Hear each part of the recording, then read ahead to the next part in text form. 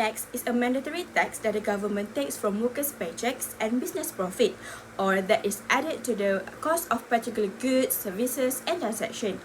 But in Malaysia, taxes are divided into three categories, which are direct taxes, indirect taxes, or other taxes, which is stamp duty.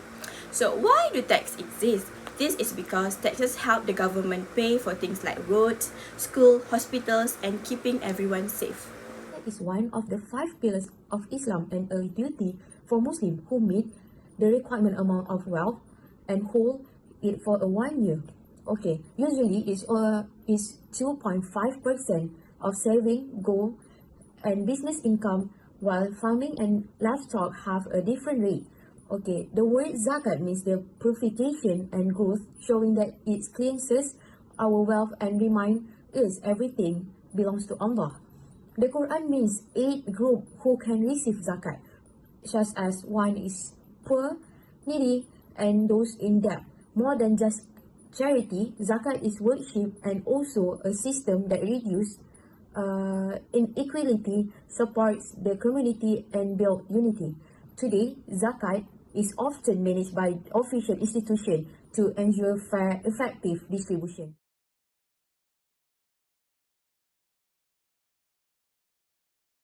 Conrad is the head of the family. He works at Maybank as a senior executive and also an extra income from rental, shares, and his talent in translating comics. Okay, his wife, who is Miss Isabel, is also working at the Maybank and also run a small cookies business through the online. Conrad and Isabel have 2 daughters. Sarah is studying at university with a scholarship, while Daniela is still in school. Okay, for their future, Conrad and Isabel save money contribution to the EPF, SOCSO, and prepare education insurance for their child. Conrad and Isabel have good planning. They can manage their tax and zakat while keeping their family financially stable. So, from the scenario provided by Eliana and Amira, there are 5 types of income that Mr. Conrad and Mrs. Isabel receive. There are employment income, rental income, royalties income, dividend income, and lastly, business income. So, we can analyze that for the year 2024, Mr. Conrad earned a monthly salary of 7,000 ringgit, which totals 84,000 ringgit a year, plus an annual bonus of 21,000 ringgit and an accommodation benefit of 4,000 ringgit, giving him a statutory employment income of 109,000 ringgit. He also received rental income of 1,500 ringgit per month, or 18,000 ringgit annually, and after deducting 3,000 ringgit expenses, his statutory rental income is 15,000 ringgit. In addition, Conrad gained 40,000 ringgit from shares under ESOP as dividend income and 20,000 ringgit from a royalty, of which 12,000 ringgit is taxable. Meanwhile, Mrs. Isabel earned a monthly salary of 2,000 ringgit, which totals 24,000 ringgit yearly, together with an accommodation benefit of 2,000 ringgit, making her statutory employment income 26,000 ringgit. She also runs an online cookies business that generated 20,000 ringgit net profit, and after adjustment and capital allowance, her statutory business income is 21,500 ringgit. Altogether, Conrad's income comes from employment, rental, royalty, and dividends, while Isabel's income comes from employment and her business. First, gross income. Conrad's earned RM 176,000 from employment, rental, royalty, and dividend. Isabel's earned RM 47,500 from the employment and businesses. Next, deduction. Both can claim relief like a EPF, SOCSO, education, insurance, child relief, self-relief, and lifestyle expenses like a gym or a computer.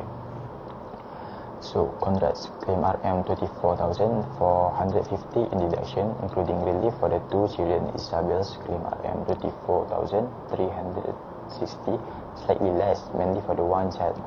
Now, taxable income. Gross income minus 2 deduction. So, Conrad's we will get RM 150,550. Isabel get RM 23,150. First, Mr. Conrad's total gross income was 176,000 ringgit, while Mr. Isabel was 47,500. After applying allowable deduction like EPF, SOCSO, lifestyle and child relief, Mr. Conrad's chargeable income was reduced to RM151,550 and his final tax liability came up to RM8,688. Meanwhile, Mrs. Isabel actually received a tax refund of RM163 due to overpayment. Next, we suggest Mr. Conrad contribute to a private retirement scheme which give a tax relief up to RM3,000. He can also claim up to RM10,000 for medical expenses, which help reduce taxable income. Lastly, one legal strategy is to let Mr. Conrad claim child relief for their daughter, Sarah, since his income is higher.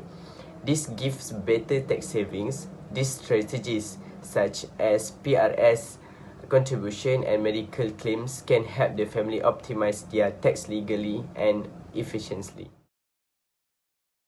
For zakat on income, Conrad's net income is RM144,534 and Isabel is RM22,340.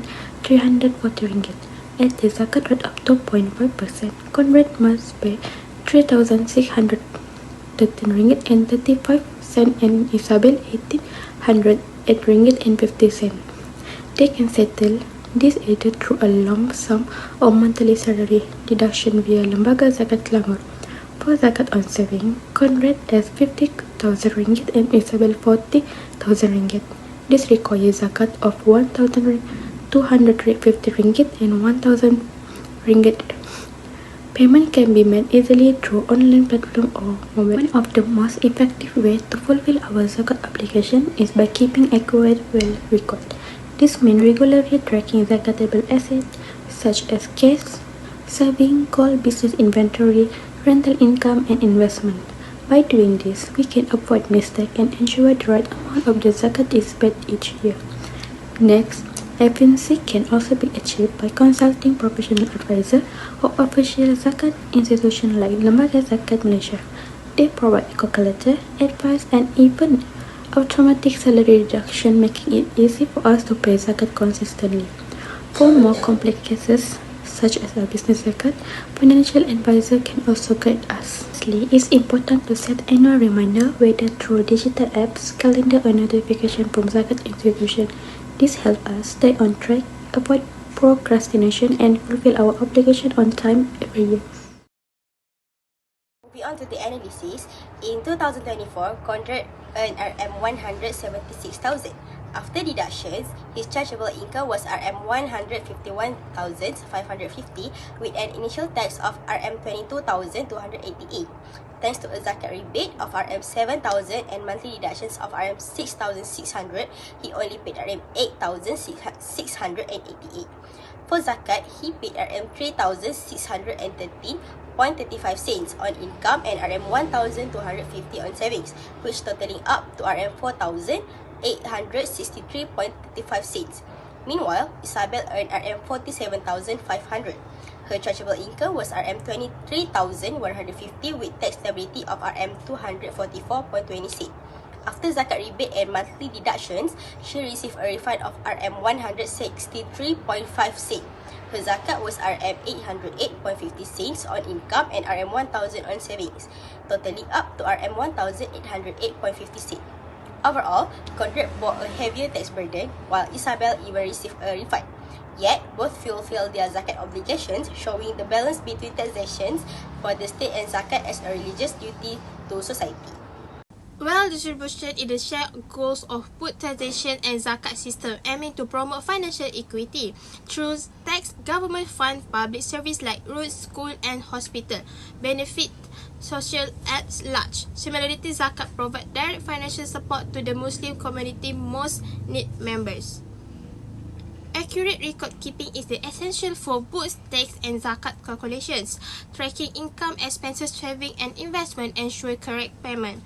Detailed document, including lifestyle and medical expenses, help collect precise data for this computation.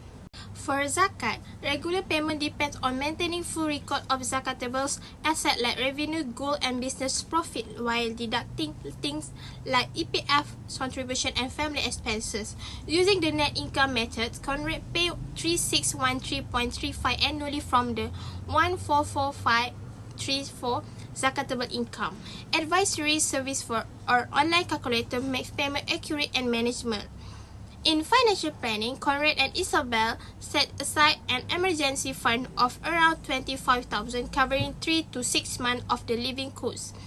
Keep it in liquid saving if this fund protects them against job loss or medical emergency. Combined with the insurance, their financial plan secure their family stability and future. The next recommendation for better financial and spiritual compliance is optimizing child education relief.